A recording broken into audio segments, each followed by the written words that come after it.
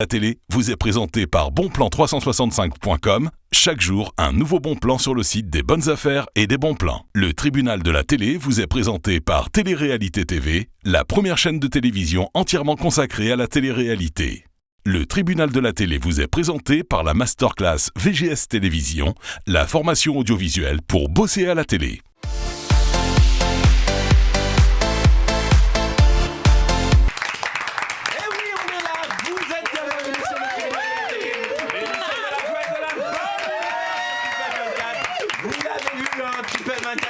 De faire émerger cette génération de chroniqueurs et d'animateurs télé. Je vous rappelle leurs prénoms, souvenez-vous-en. À ma gauche, elle est là, elle s'appelle Judith. À côté de Judith, elle est là, elle s'appelle Marie-Ève. De l'autre côté de la table, elle est là, c'est la charmante Annicky et sa personnalité de feu. À côté d'Annicky, il est là, c'est Vincent Roncelli. Et à côté de Vincent, elle est là, c'est notre amie Leïla qu'on applaudit bien fort. On a la chance cette semaine dans le tribunal de la télé d'accueillir un artiste qui fait du zouk et qui est une véritable star dans le monde entier. Grâce à sa musique, c'est Mehdi Koustos. Mehdi Koustos, on est super content vraiment de vous recevoir aujourd'hui. Mehdi, un téléspectateur qui n'aurait jamais entendu votre musique, comment vous la définiriez ? Bien, c'est une bonne question, franchement, parce qu'elle est tout le temps en mutation. En fait, je fais partie des gens qui créent, qui recréent la musique antillaise, en fait. Je suis toujours en train de fouiner dans mon patrimoine. C'est-à-dire qu'on a une tradition, comme chaque patelin, chaque région, chaque île, en fait, a sa culture, ses outils, en fait, culturels.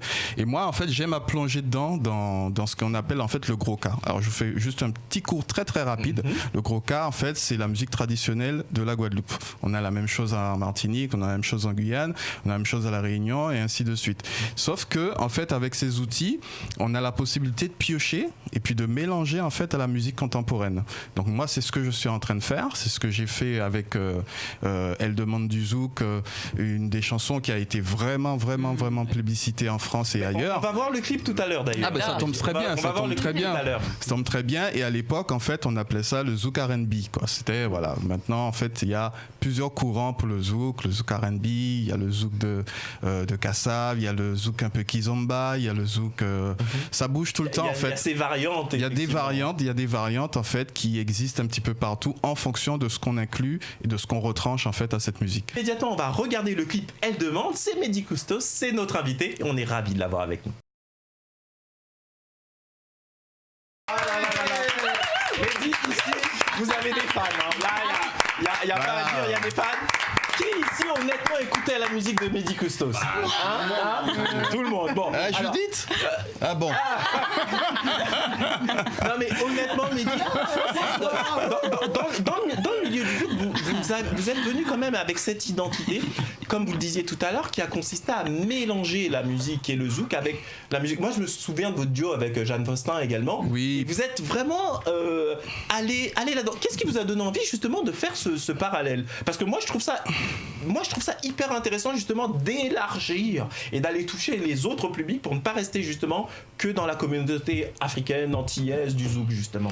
Alors paradoxalement en fait le zouk est une musique qui a besoin à chaque fois d'évoluer puisque à l'époque de ceux qui l'ont créée, elle s'inspirait des courants funky, Imagination, Earth, Wind & Fire et mélangeait déjà en fait la musique traditionnelle.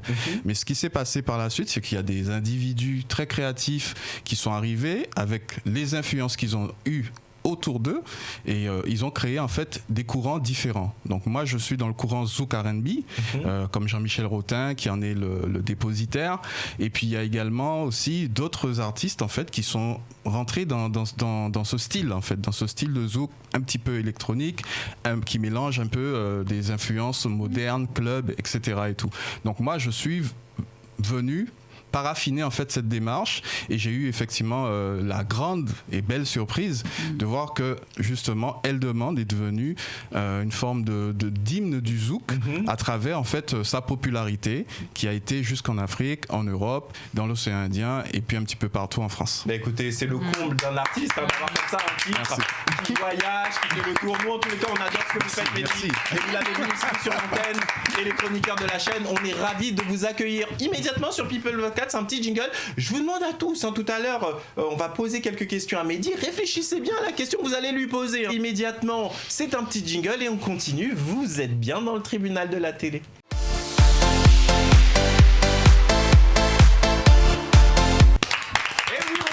Tranquillement installé dans le tribunal de la télé.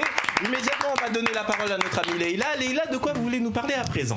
Alors moi, je voudrais vous parler de la prochaine émission qui commencera dès le 12 octobre en prime time. Une émission qui sera animée par Teddy Riner et Olivier Mine. Donc c'est le même principe un peu de Ninja Warrior. Là, en fait, le concept, c'est donc une course d'obstacles. Sauf que cette fois, c'est un petit peu différent. Il y a des anonymes, des candidats anonymes et des champions. Et en fait, le candidat anonyme aura une longueur d'avance de 2 minutes. Et donc, pendant la course, il sera rattrapé par un champion. Donc l'objectif, c'est toujours de gagner 5 obstacles et la somme à remporter devrait lui rapporter 2500 à 50 000 euros. D'accord, bon, tout d'abord, merci Leïla de mettre ce jeu à l'honneur. C'est le nouveau jeu de France 2 qui arrive avec Teddy Riner, n'est-ce pas, qui sera dans l'émission. Et précisément, il faut savoir qu'en réalité, c'est un concept américain qui a été lancé par le basketteur LeBron James et qui est une adaptation qui arrive en France. Est-ce que vous en avez entendu parler, les amis, de ce jeu qui est en train d'arriver comme ça? Non, pas spécialement. Est-ce que vous allez le regarder éventuellement, Vincent? Non.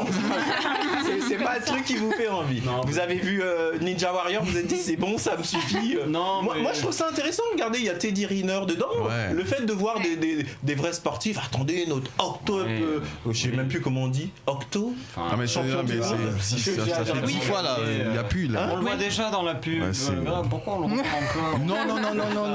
Non. Faut qu'on le voit. Moi, je suis pas d'accord. Franchement, Teddy Riner. C'est Teddy Riner. C'est-à-dire, puis moi, j'aime bien le regarder. C'est le plus titré. Il a mis à l'amende tous les Japonais. Non, mais c'est vrai. Non, mais faut respecter nos champions, Vincent. Non, mais on le respecte. Mais là, c'est de l'animation.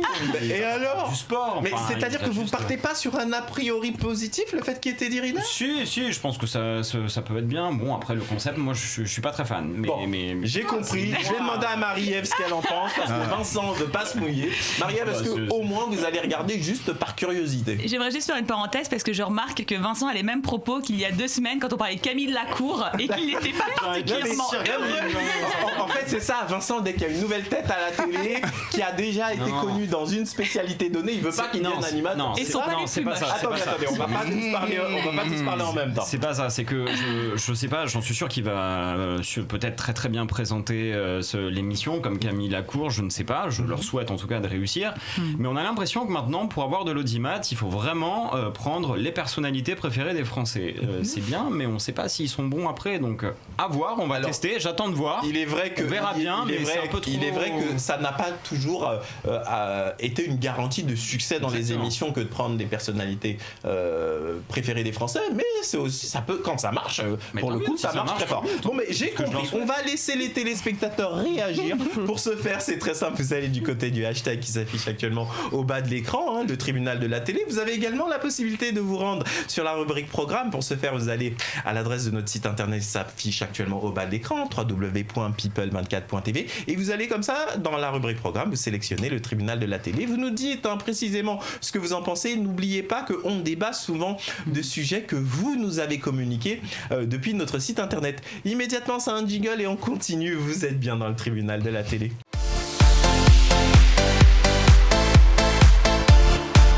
On est là, tranquillement installé. Vous êtes bien dans le tribunal de la télé. Immédiatement, on va donner la parole à notre amie Judith. Judith, de quoi vous voulez parler à présent? Alors, c'est une triste nouvelle. Moi, j'aime pas les nouvelles tristes. Dites-nous tout. Kylie Jenner et Travis Scott ont mis un terme à leur relation. Non, pas eux. C'était The Couple. Voilà, c'était The Couple. Après seulement 2 ans de relation, ils ont décidé de faire une pause. Donc c'est pas définitif. Il y a encore de l'espoir, mais...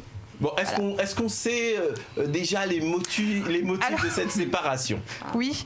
En fait, j'ai vu plusieurs choses. Donc en fait, Kylie voulait avoir un autre enfant.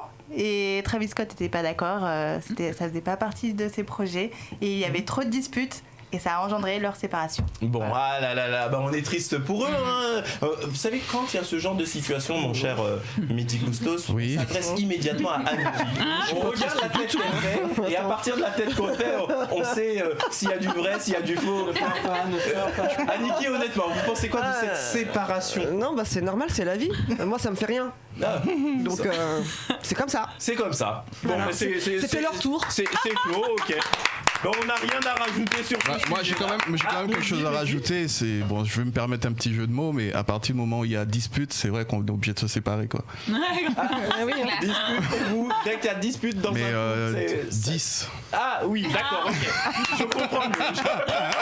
J'avais pas saisi immédiatement. Mais effectivement, vu comme ça, je suis d'accord avec vous. Immédiatement, un petit jingle et on continue. Vous êtes dans l'émission de la joie et de la bonne humeur.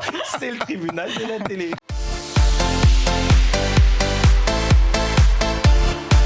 Franchement installé dans le tribunal de la télé. Immédiatement, c'est notre ami Vincent. Vincent, de quoi vous voulez que l'on parle? Eh bien, on va parler de l'Octobre Rose, qui est donc le mois consacré au cancer du sein. On rappelle les chiffres, il faut savoir que près d'une femme sur 8 est potentiellement... non, je dirais pas prête, c'est un peu dur, peut avoir un cancer du sein, c'est très sérieux. Bon, maintenant en termes de médical, ça s'est amélioré, il y a beaucoup d'avancées.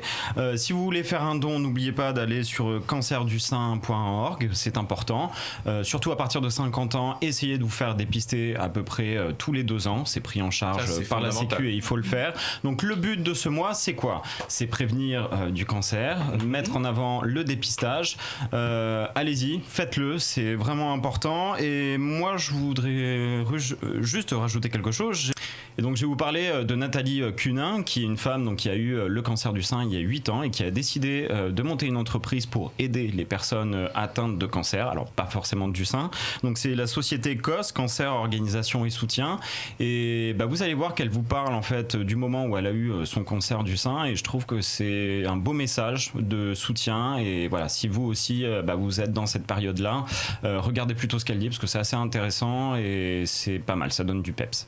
En mars 2014, alors que j'occupais un poste de direction dans une société internationale, j'apprends que je suis atteinte d'un cancer du sein de grade 3, donc ce qu'on appelle un cancer agressif. Ce type de cancer a touché toutes les femmes de ma famille, donc j'ai été un peu préparée psychologiquement à ce que ça m'arrive, mais malgré tout, lorsqu'on a l'annonce, on a quand même un peu un état de sidération où on ne sait pas comment prendre les choses, à qui confier sa santé, dans quel délai, et une succession d'interrogations. COS, ça veut dire Cancer, Organisation, Soutien. C'est une société qui est spécialisée dans la coordination du parcours médical et paramédical, essentiellement dans le cadre du cancer. Même si maintenant on dévie un petit peu du cancer, puisqu'on a d'autres pathologies, d'autres malades qui viennent nous voir et qui nous demandent une prise en charge. COS, c'est apporter la meilleure solution le plus rapidement possible, faire en sorte de dédramatiser cette maladie qui est hyper anxiogène. Ce qu'il faut retenir, c'est que de 1, il y a des cancers de bon pronostic, il y a des cancers de moins bon pronostic. Il y a une majorité de cancers de bon pronostic. Que la meilleure manière d'aller dans du bon pronostic, c'est de faire de la prévention. Mesdames, c'est Octobre Rose, allez vous faire dépister, je vous en conjure. Là, un très beau message, effectivement, d'ailleurs, pour encourager les téléspectatrices qui nous regardent à se faire dépister dès que c'est nécessaire, parce qu'on se rend compte que beaucoup de gens tardent, ne le font pas, alors que plus on va dépister la personne tôt, et plus les risques de réminiscence et de guérison sont là. Et justement, je voudrais revenir sur ça aussi. On parle des personnes à partir de 50 ans, mais en fait c'est faux. Ça peut être beaucoup plus tôt. C'est-à-dire que quand on a 40 ans, n'hésitez pas à le faire en fait. C'est le moment, et si vous avez eu des antécédents dans votre famille, faites-le au plus vite, parce que plus vite on sait que vous avez un cancer, et mieux ce sera après au niveau des soins, et ça s'améliore, et la science avance très très bien actuellement. Donc il faut le faire, dépistez-vous. Très bien, merci Vincent pour ce message.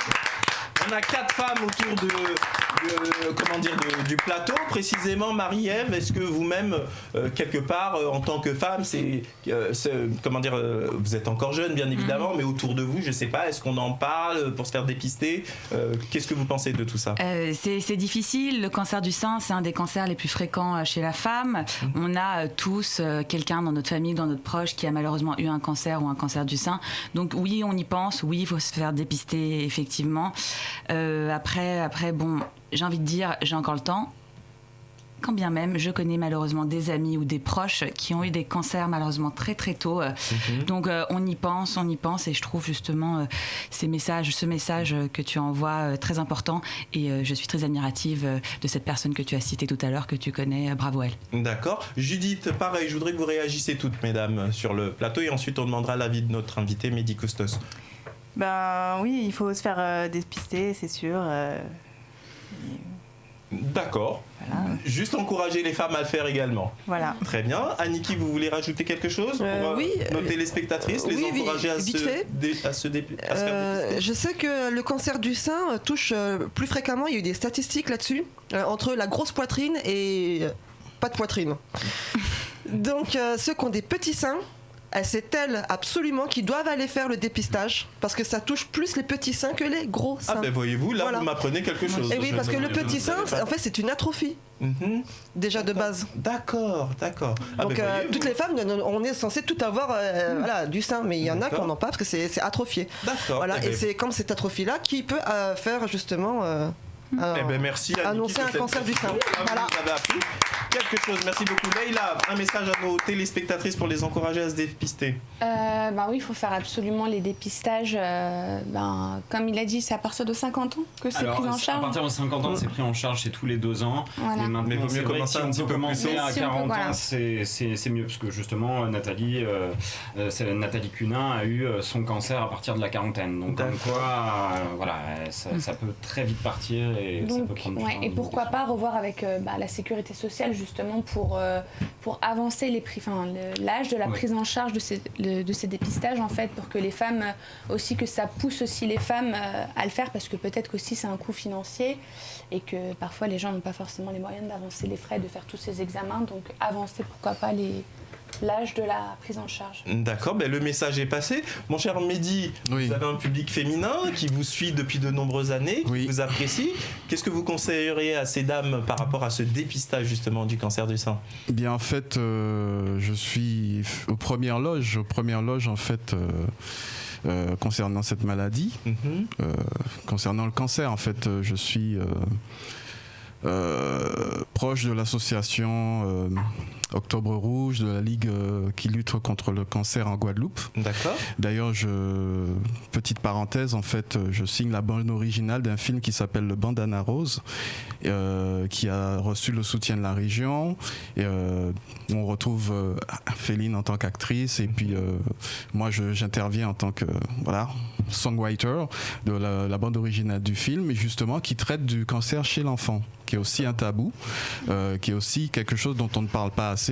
Et justement, pour pouvoir traduire dans les faits une action concrète, pour pouvoir sensibiliser, informer la population antillaise, mais aussi toutes les populations francophones à l'échelle du territoire, nous avons décidé en fait de faire de cette histoire vraie, puisque c'est une histoire vraie, un film. Donc c'est une histoire en fait qui touche une fille qui est atteinte du cancer, qui perd tous ses cheveux. Un garçon en fait en tombe amoureux et décide de lui offrir en fait les cheveux qu'il porte sur la tête pour faire une perruque. Il y a une bande-annonce déjà de ce film? Le film, en fait, le tournage a lieu au mois d'octobre. Au mois d'octobre. Et donc, justement, de cette histoire vraie est né le scénario du film Le Bandana Rose. Ah d'accord, donc, je vous posais cette question parce que s'il y avait une bande-annonce, on l'aurait diffusé bien volontiers. Donc c'est pour ça qu'elle sera prête. Merci pour l'invitation. Et donc, par rapport justement à ce pôle qui est l'enfance, en fait, forcément, j'ai été sensible à tout ce qui a à voir avec le cancer en lui-même. Et le cancer chez la femme par rapport le cancer du sein, c'est forcément quelque chose aussi qu'il faut prendre au sérieux et le dépister le plus tôt possible. Donc j'invite bien sûr toutes les femmes, je sais qu'il y en a 70% dans les salles lorsque je suis sur scène, à juste C'est pour ça justement que je vous dis. à se manifester tôt, à prendre la question au sérieux pour éviter le pire. Eh oui, il est là, c'est Mehdi Koustos avec nous. Mehdi Koustos et son message positif pour les femmes. N'hésitez pas à vous faire des nuances, les amis. C'est déjà la fin de l'émission. Mais si. Bien, on en refait une. On se retrouve demain, toujours avec Mehdi Koustos ici. Et puis à demain dans le tribunal de la télé. Quant à vous, portez-vous bien. Bye bye.